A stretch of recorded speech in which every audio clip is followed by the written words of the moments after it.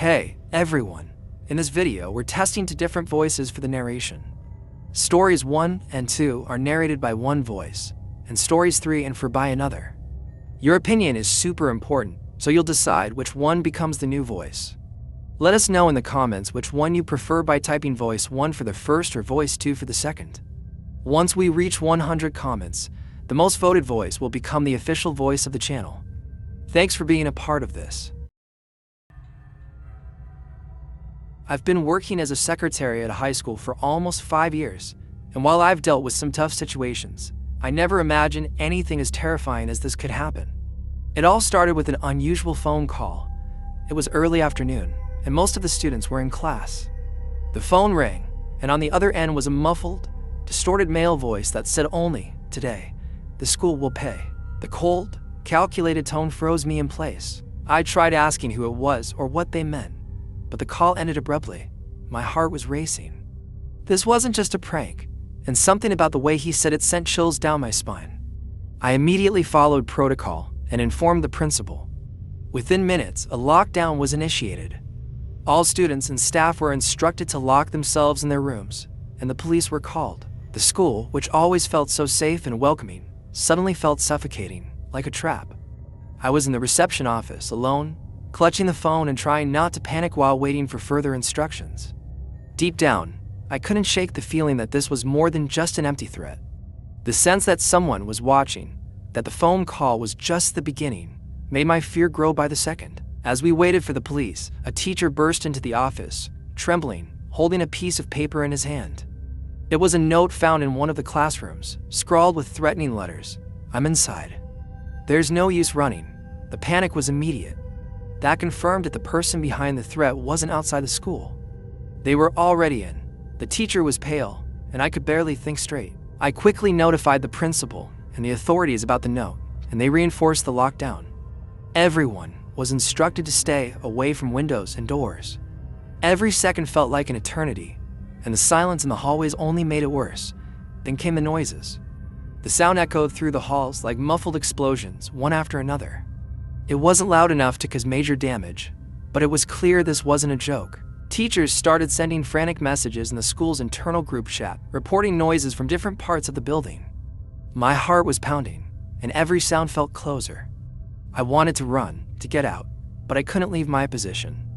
The principal was in a secure room giving directions over the radio, but I was vulnerable, with the reception area just steps away from the empty hallway. A few minutes later, the police arrived and began searching the building. They urged everyone to remain calm and stay in their rooms until the suspect was found, but the tension only got worse. One teacher sent a message saying someone had tried to turn the doorknob of their classroom. Another said they heard heavy footsteps in the hallway. No one could tell if it was the police or the person making the threat. Then came the announcement that made my blood run cold. The police had found another note, this time in the second-floor bathroom. The note read, "The next sound will be the last." The noises, the threats, it all seemed like part of a carefully planned effort to terrorize us. While the security team isolated the area, I heard the principal on the radio trying to reassure the teachers. But his voice, usually steady, was shaking. No one could predict what would happen next, and the fear was consuming everyone. That's when something happened that I'll never forget. I was focusing on the radio, waiting for any updates, when I caught a movement out of the corner of my eye. I looked toward the reception window, and for a split second, I swear I saw a shadow pass by. It was quick, but enough to send a chill down my spine. I froze, barely breathing, hoping it was just a reflection or my imagination. But then it happened again. This time, I clearly saw the outline of a person standing there. Whoever it was, they were just outside, staring in, completely still. My mind raced with a million thoughts, but the biggest one was, did they know I was here? I tried to move away from the window as quietly as possible, but my body felt paralyzed. When I finally managed to step back, I heard slow, deliberate footsteps echoing down the hallway. They were inside. I ducked behind the reception desk, my heart pounding so hard I was sure it could be heard. The door to the office was locked, but there was a small gap at the bottom. That's where I saw them, the black boots stopping right in front of the door. They stood there, unmoving. All I could think was, what if they break the door down? The silence was deafening, like the entire world had stopped, except for the sound of my shallow, panicked breaths. I stayed still, counting the seconds in my head. The boots didn't move. It felt like they knew I was on the other side, waiting. I almost reached for my phone to alert the principal, but the sound of my bag's zipper might give me away. Then, without warning, the boots stepped back, and I heard the creak of the door being tested. They were trying to get in. My throat went dry, and a wave of helplessness washed over me. The lock was simple, it wouldn't take much force to break through. Every second felt like an endless nightmare. Suddenly, voices on the radio shattered the silence. It was the police, saying they had located the suspect in the building, but they didn't specify where. I froze, holding my breath, trying to process what was happening. The footsteps I'd heard earlier returned, but this time they were faster, more frantic. He was running.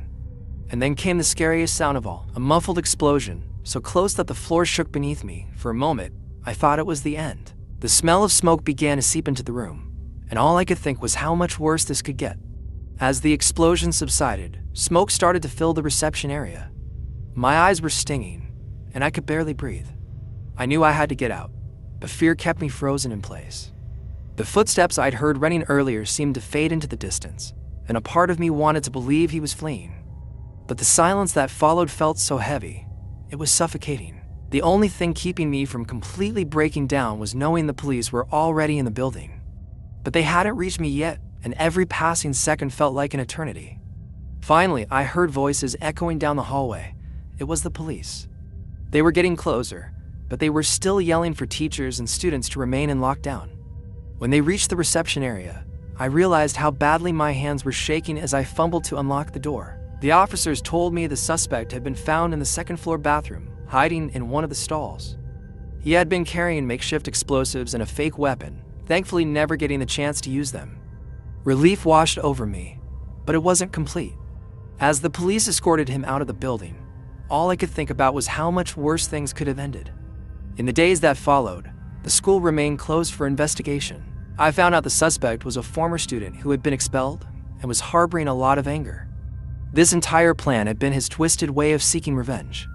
Even now, when I close my eyes, I can hear those footsteps and feel the crushing tension of that afternoon. The feeling of being watched has never really left me. What haunts me the most isn't what happened, it's what could have happened if things had gone differently. If he had decided to target another area of the school or acted more aggressively, the outcome might have been tragic. Sometimes, the real terror isn't in what you see, it's in the questions that will never have answers.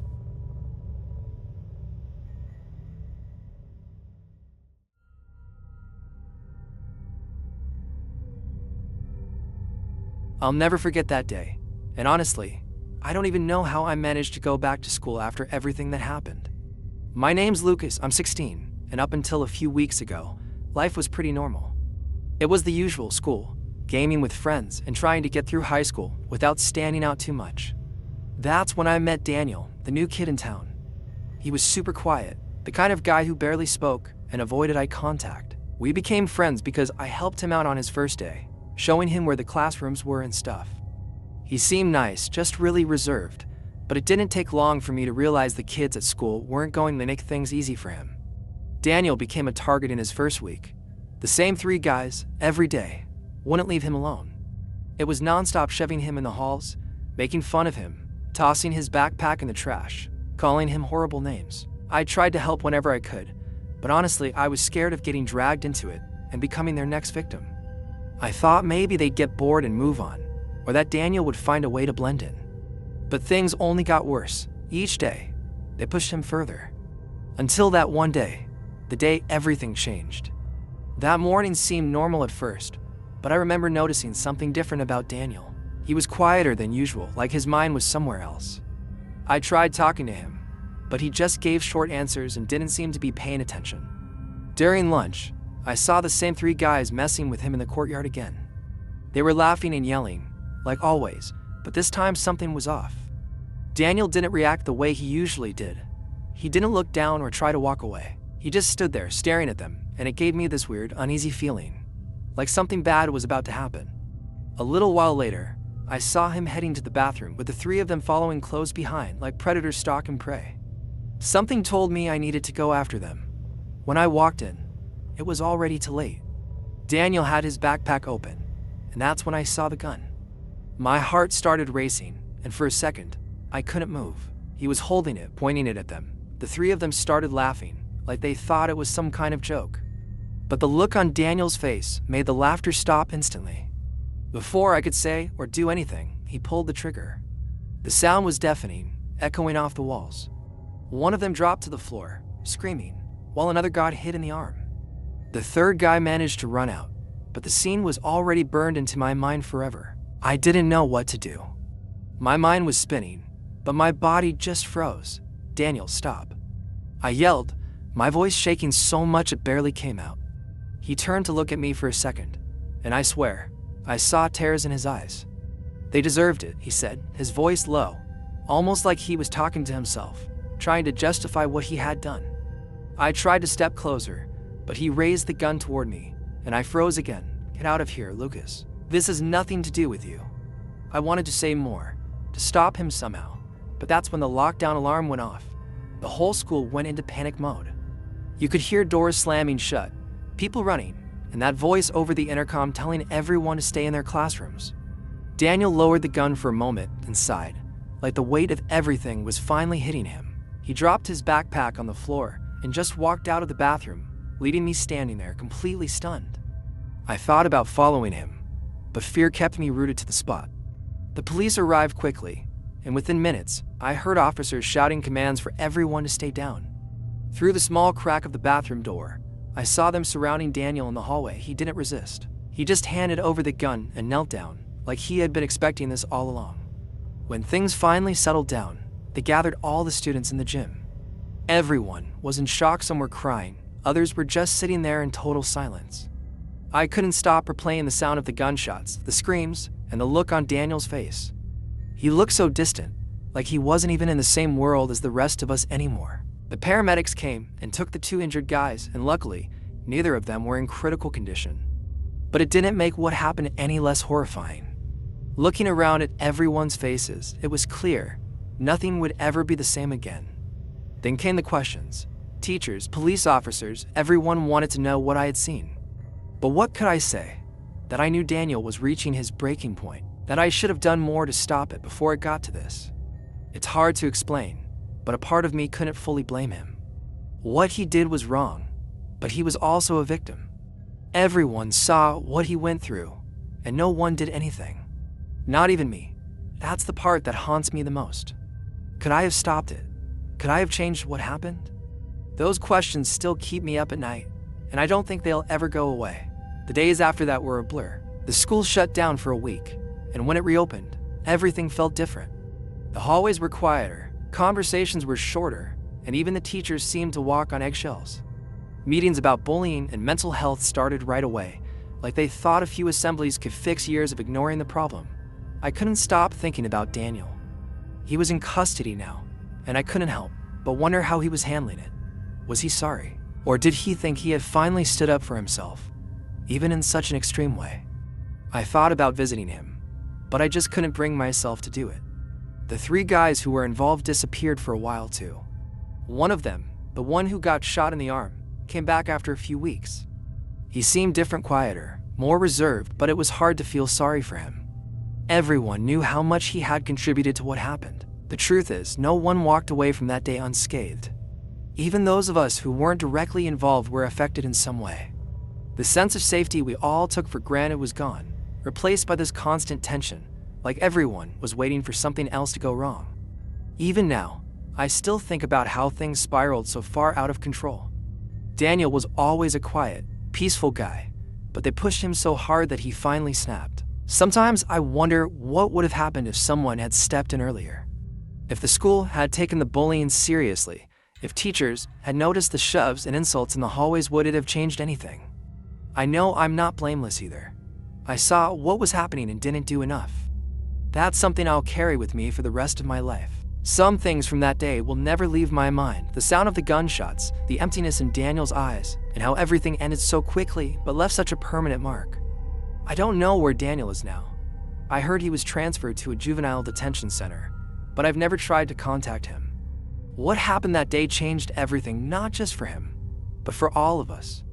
And the scariest part is knowing it all started with something so small. Little acts of cruelty that were ignored until someone couldn't take it anymore. It's a weight I'll never be able to shake off.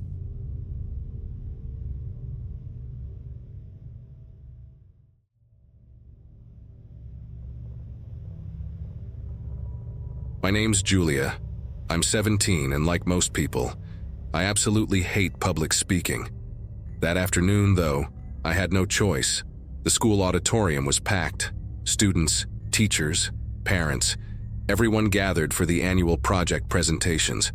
My group was up next, and I could already feel that familiar lump in my throat while waiting backstage. Even with my nerves, the atmosphere seemed normal. People from the tech crew were running around, and teachers were making sure everything was in order. It was fine, until I heard this scream that froze everyone in their tracks. At first, nobody reacted much. I thought it was part of the presentation, like some dramatic intro or something. But then there was another scream, louder, sharper, almost animalistic.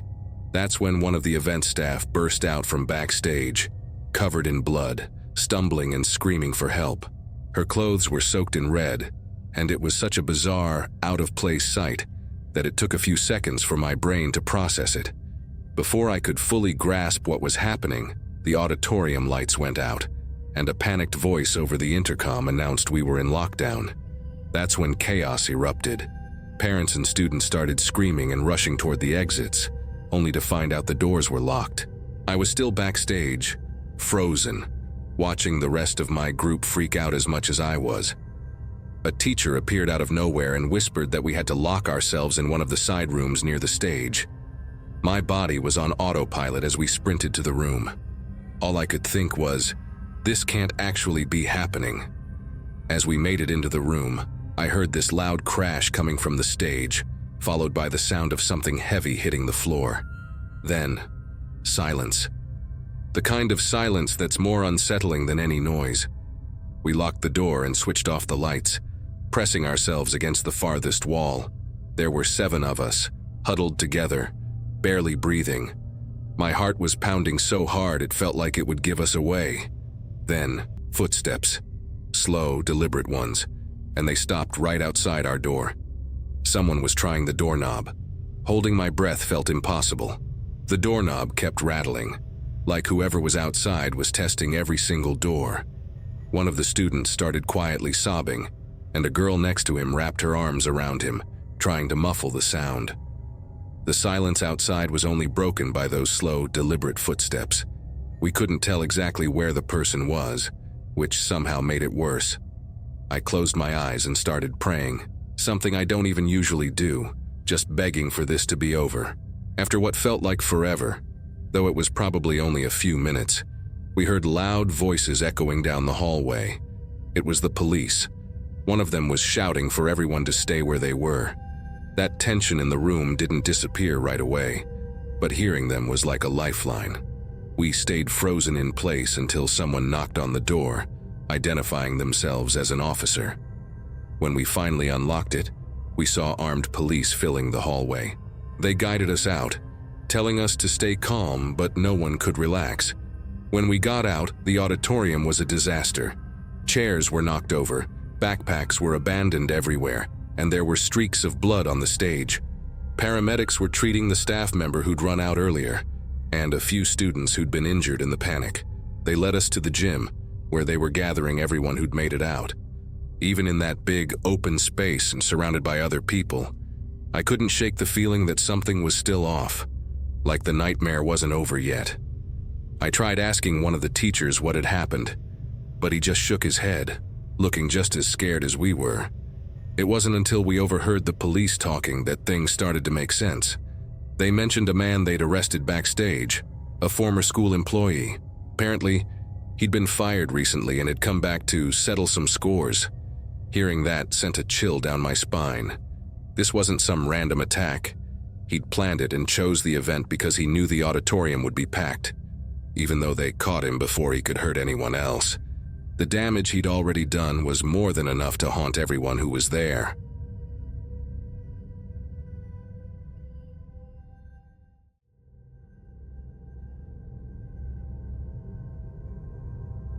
That day started off like any other.